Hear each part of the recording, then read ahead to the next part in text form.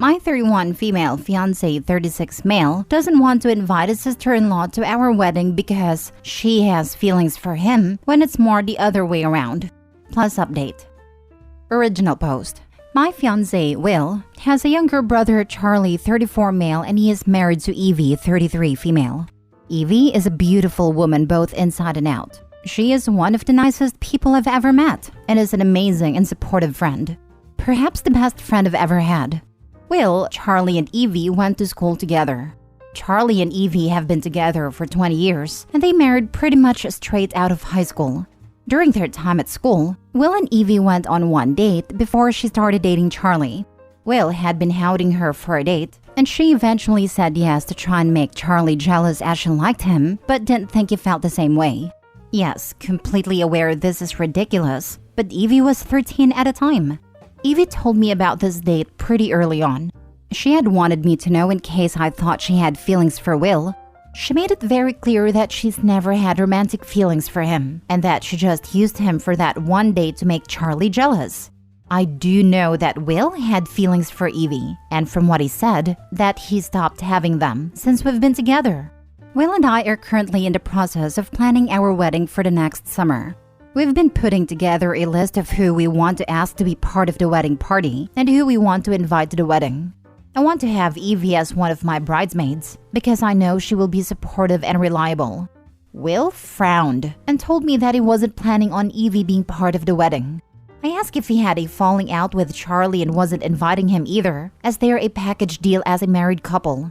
Plus, there is no way one would attend without the other. He replied that he hadn't fallen out with his brother, but he couldn't see himself getting married with Evie there, as according to him, she still has feelings for him, and he wouldn't want her to ruin our day.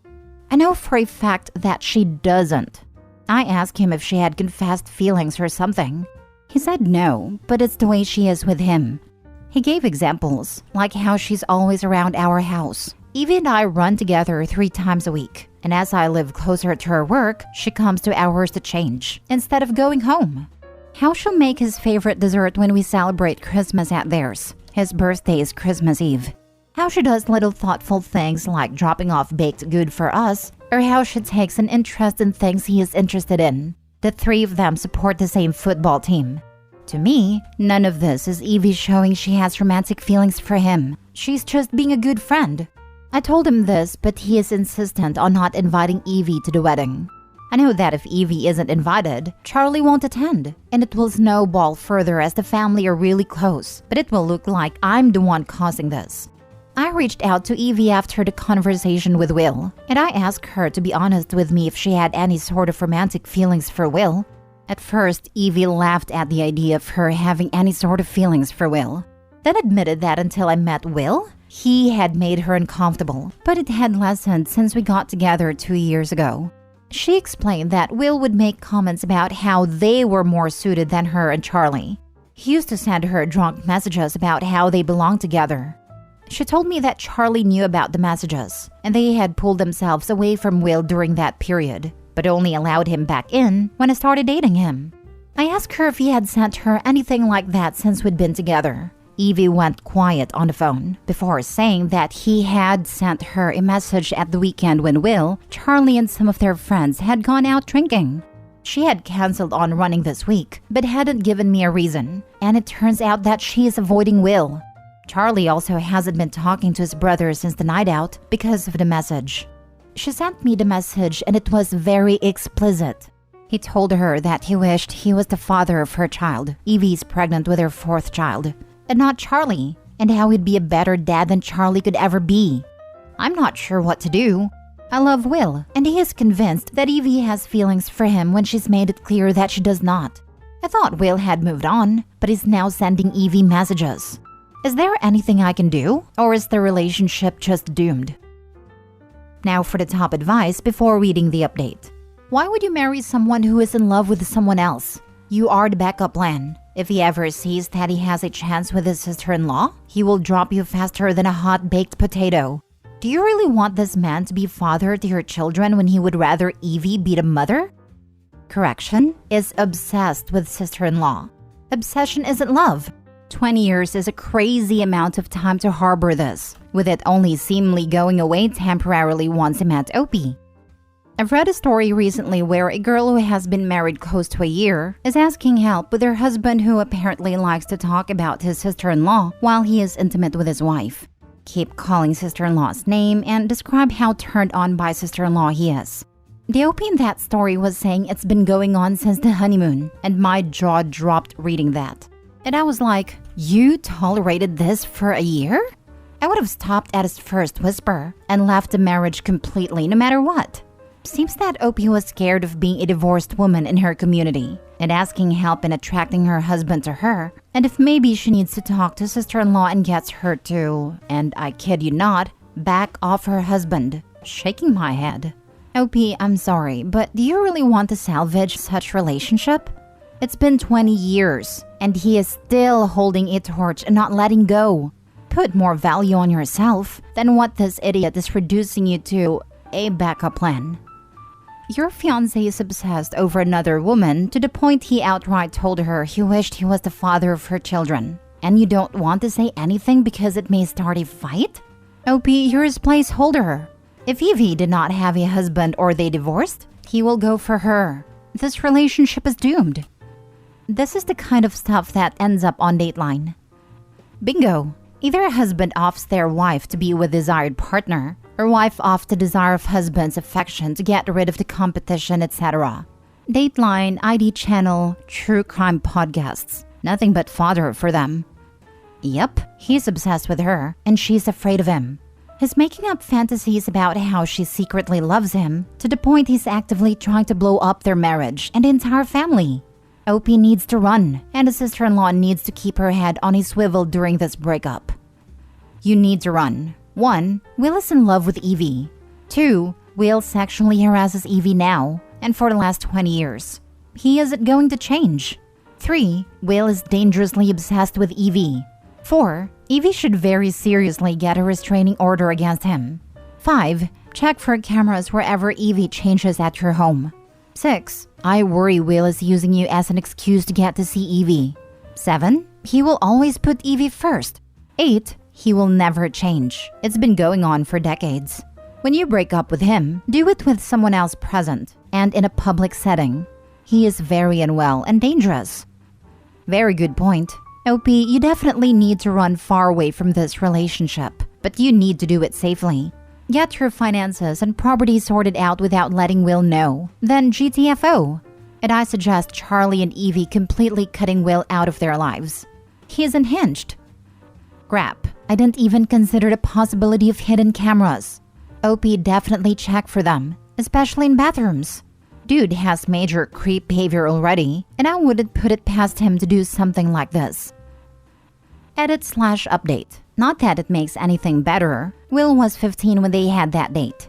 Evie is 6 months younger than her husband, and she's 34 next month. I've told Will that we need to talk when he comes back from taking his mom to an appointment this morning.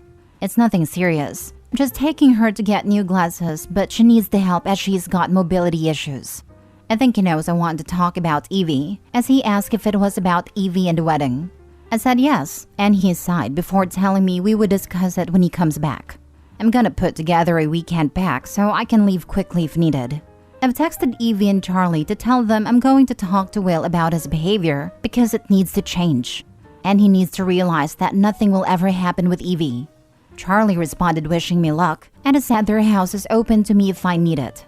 He also apologized for me having to go through this, as they shouldn't have stuck their heads in the sand about this, hoping it would go away. I know I should have brought this up after she told me, but I'm very non-confrontational and will try and avoid an argument if I can. Now for the full update. Will and I had a talk when he came back. I told him that I knew about the text he had sent Evie at the weekend. He denied it straight away, telling me she was a fantasist, but quickly changed his tune once I started reading him the text. He then started to apologize and claimed it was just a moment of weakness. After Charlie had been showing the group pictures from their family holiday last month, one of them had made a comment about Evie being out of Charlie's league, which reminded Will that he had lost his chance with Evie all those years ago. That's when he sent her the text. I asked him how he would feel if it had been Charlie harassing his partner, and he just lowered his head and said he would be upset, but that Charlie didn't deserve Evie. I told him that Evie wasn't an object to be given to whoever is deemed worthy of her, and that she chose Charlie, and that should have been enough for him. The fact there is someone out there who loves Charlie for who he is and makes his brother happy should be enough. Will told me that he was jealous of Charlie, as he has everything he wanted, and it wasn't fair because he's the eldest. Charlie did better than Will in school. He was better at sports. Charlie's more successful as he was able to do what he wanted. Will feels he had to do what his parents expected, while Charlie could go to uni for whatever he wanted. Seeing Evie with Charlie is a reminder that Charlie has everything he wants. I asked Will if Evie was single and interested in him, would he leave me? Will refused to answer the question, but it was all I needed to hear. I told Will that I was going to stay elsewhere for a couple of days while I figure out where I will go, because we are over. I don't want to stay living with someone who doesn't care about me. When I went to go and get the bag I packed, Will asked me if he could have the ring back as it is a family heirloom. It belonged to his gran and was intended for whoever got married first. But when Charlie asked for it, Will apparently threw a massive tantrum over it, saying that it should be his as he is the eldest. So their mom said Charlie couldn't have it.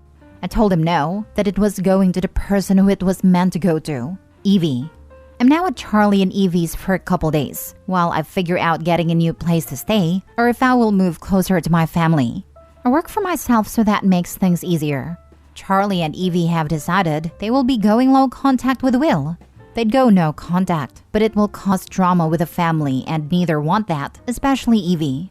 Will called Charlie asking if I was with them, but Charlie told Will that he had no idea where I am. Charlie then proceeded to tell Will that they are going low contact with him because of the way Will has been towards Evie and that he is now doing what he should have done years ago and protect Evie. Evie has apologized several times as she feels she's the reason my relationship has ended. But I have reassured her that the only person at fault here is Will, and I do not blame her for anything. If anything, she is a victim in all of this too. I've given her the ring, but she has said that I should give it back to mother-in-law as she doesn't want it. I wish I had seen Will's behavior before it got this far, but I was blinded by love. Looking back, I can see there were red flags that I just decided to ignore. Last story. My 30 female fiancé 40 male is having an affair with a dead woman. Here's my dilemma. Do I postpone my wedding and give us a shot to work this out? Or do I run for the hills? I'm wondering if I'm completely missing his perspective in all of this.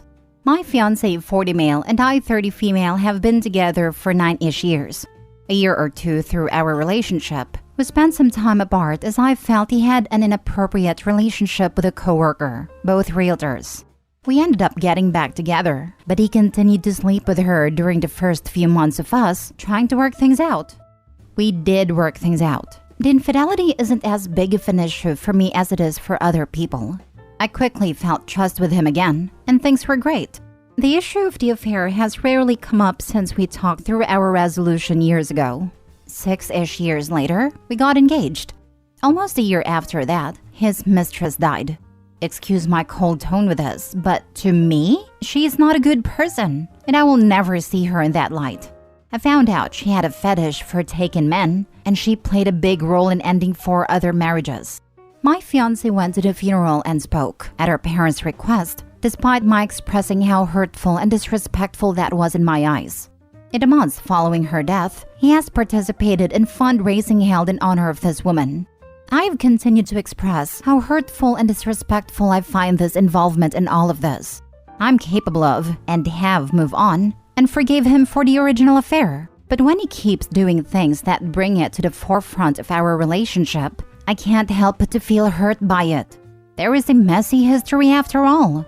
I feel like I have sacrificed so much, sat back and been the one to bend and compromise on everything surrounding her in these situations, and I can't see anything that is compromised on when it comes to it. All I see is an inappropriate and disrespectful emotional connection to his dead mistress. There was a small fundraising dinner in her honor the other night, and this is where things really hit the fan. I again expressed my feelings on the situation, especially since he didn't tell me until an hour before he was going to leave to attend. He said I need to get over the affair and stop holding it over his head, and I need to figure my stuff out. He wishes I could see his perspective, because I wouldn't be upset if I stepped back and saw his side of things. Yet, he couldn't articulate his perspective. He also said he was sick of my meritless threats. After I said if he is going to continue to have an inappropriate emotional connection with his dead mistress and bring it to the forefront of our lives together, that I couldn't live the rest of my life like that. He said he has the right to honor a good friend and that she always had his back even after he chose me. This has really caught me off guard the past year. I thought there was no connection to her anymore. I also thought he had a partner that would care enough about my feelings to be willing to change some of their actions. I know I would feel awful if he came to me and said that something I was doing was hurtful to him and he found it disrespectful. But I'm getting none of that from him. Now for the advice. Wow, maybe you should have been more hurt by the affair. Your fiancé sucks. He didn't respect you when he cheated, and he doesn't now. He didn't tell you until an hour before he was going to a fundraising dinner for her, and she's a serial home wrecker? That's the woman your fiancé loves. Even when she's dead, she's wrecking your home. Your fiancé sucks. You deserve better. That's the woman your fiancé loves. It's so crummy to hear, but I immediately don't disagree with that statement. Thank you. He also said he was sick of my meritless threats. After I said if he is going to continue to have an inappropriate emotional connection with his dead mistress and bring it to the forefront of our lives together, that I couldn't live the rest of my life like that. You heard the man. Stop bluffing and divorce him. This is some of the most disrespectful crap I've ever heard in my life, and you have repeatedly communicated that to him very clearly. In response, he told you he doesn't care and that he doesn't think you have the backbone to leave him. Prove him wrong. Fool isn't even her husband, just her fiancé. The best time to leave him was when Opie learned about his affair. The second best time is today. He is showing through his words and actions that he doesn't respect her. Just strip the band-aid off and move on. Better now than in 10 years when they might have kids and a more solidly entwined life. That would be much more difficult to disentangle. Which affair? The one 7 to 8 years ago? Because Opie said that infidelity isn't as big of an issue for her. So, yeah, she has tolerated intolerable for too long. And I doubt she'll put her foot down. But she should have done that years ago and found someone that actually valued her. Don't marry him. Just break up. He's selfish. He wants you to see his perspective, but wants you to get over what is a major situation in your life. Nothing good for you in the future with him. He might even cheat again when or if he ever gets over his mistress. Prioritize yourself. He's not. Getting lots of "and I'd do it all again" vibes. He didn't choose Opie while they were together, didn't choose her while sleeping with the affair partner during their reconciliation, and certainly isn't choosing her now, while invalidating her feelings and the obvious damn effort she put in to keep their relationship together. This 40-year-old teenager can buzz right off.